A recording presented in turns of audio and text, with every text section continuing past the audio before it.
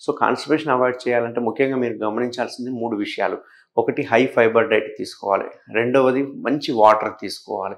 And motion వచ్చినప్పుడే ఎళ్ళాలి. గంటలు గంటలు మోషన్ బాత్రూమ్‌లో ఎళ్లి కూర్చోకూడదు. ఇట్లాంటి 3 కనుక ఈ 3 జాగ్రత్తలు తీసుకుంటే అసలు లైఫ్‌లో పైల్స్ అనేవి రాకుండా మనం అరికట్టొచ్చు. సో మనకు పైల్స్ వస్తున్నాయనే సింప్టమ్ ఎలా ఇస్తుందంటే అప్పుడే బర్నింగ్ సెన్సేషన్, పెయిన్, మంట, అంతేకాకుండా అప్పుడప్పుడు అకేషనల్‌గా బ్లీడింగ్ రావడం ఇట్లాంటివన్నీ చూస్తూ ఉంటాం అన్నట్టు.